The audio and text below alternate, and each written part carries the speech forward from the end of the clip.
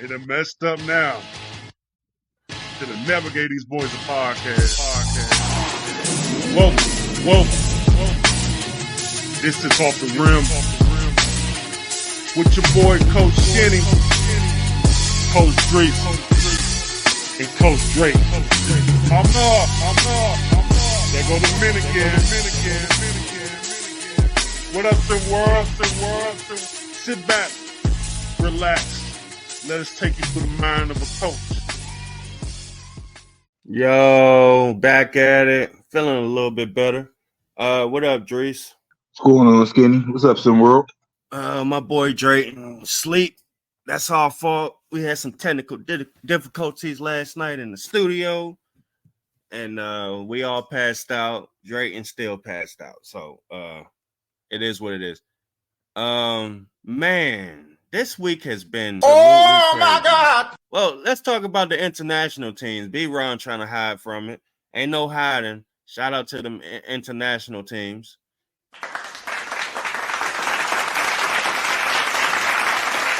B-Ron called y'all trash, and y'all been stepping up y'all game. Drace, you wanted to look at these standings and make some predictions, or any games in particular you wanted to talk about last week? I just wanted to give a overall, thing about all the regions. Let's start with the founders. Let's start from bottom up. All right. We got Gotham 5 at 3-9. What's the highest that you think they can get up? With the way the division is now, our division is tough. I think they got themselves into a little hole and have some identity issues. I'm not going to say they're going to stay in the last place, but seeing them jump 2 or 3 teams to get to the middle of the pack is going to be tough. For me, I think they just need to go all offense because their defense has suffered a lot this year, trying to pit certain parts in certain positions that really hasn't worked out. So if I was Gotham, I would pit my offensive packages around Mugen Williams and then just let it rip, try to find some consistency there. I like that. Let's move on to Neo. And we got Beyond the Arc, last place over there. Rocky Mountain, number 7. They pretty much got the same record.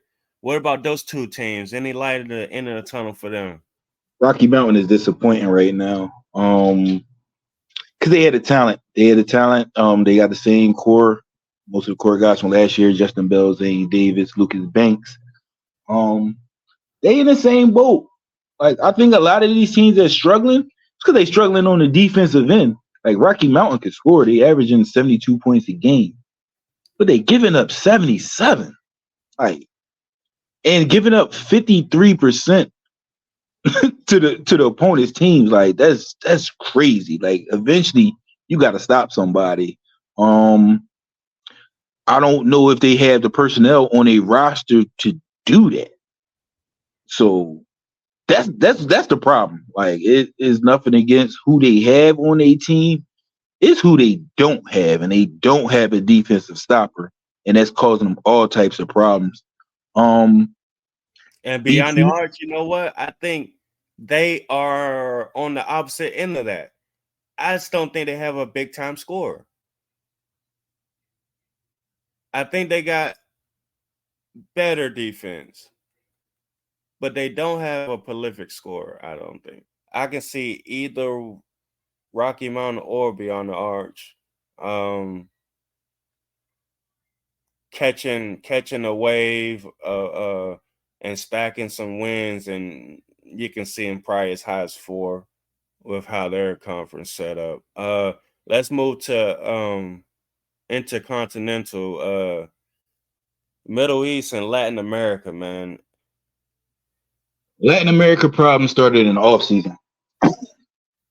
They lost who they lose? J-Mo. They lost J-Mo. They signed Henny, which I thought was a great signing at that time. But some of the other guys that they have on a team just really haven't panned out for them. Ravello came back. He's playing well. He played well. He's a good shooter. Red Jontner, he was on fire. He was on fire last week. He was averaging like 20 last week or something in one of their big wins and another close game that they lost. For me, it's Henny. It's Hennessy. Like he has to be a true difference maker. His size has got him, the production that he has. But I think he needs an attitude adjustment. He needs somebody to kick him in his rear and tell him that he should be the best player on the court every game. I think if he had that mindset, like Trey Hyman or Cooper Flag, just that mentality that can't nobody stop me. Or the big boy from Europe. Yeah. If he just played with that ferocity, it would be better. I think if you take his mentality and put it into Hennessy, oh my goodness. That's why they 2-11 right now. That's my opinion. That's from what I see. I see the hustle and stuff like that. But when you got a guy that's 7 foot 300 pounds in high school, the story should be different. They shouldn't only have 2 wins at this point in the season. All right, let's move on to the southern region. You got H-Town and you got Lone Star. Both 5-7. Now, we've seen all the new recruits they got. Very, very talented kids. Their team is set up to trickle the ball down into Mason and to Arthur Lattimore. That's what they do. I don't know if these new recruits gonna do anything, not because they're not talented, just because I don't think it's set up for them to do much in this type of system. Isaiah Dasani and Rip Akir, they're going to be athletic dynamos who can get you some baskets at the rim.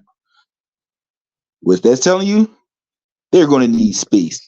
So with those 3 guys, I think are supremely talented, and they're going to be good at attacking the rim, making some things happen. Ain't none of that going to happen until the floor opens up. So Coach Woods is going to have to sit there, go back into his playbook, and rethink a couple things because I told you they got the pieces. I just think it's a foundation issue right now. Like, what do we want to be? If they get that all figured out, put everything together, I think Lone Star can make that run that the media has been talking about. So I got them. I think Southern region is very, very, very tight. So for both, I don't see H-Town moving no higher than. Actually, I think H-Town's going to fall back, but I can see Lone Star probably pushing at least the 504, given a healthy little win streak. And this is SimWorld, where the only place where you can see the game and be the game.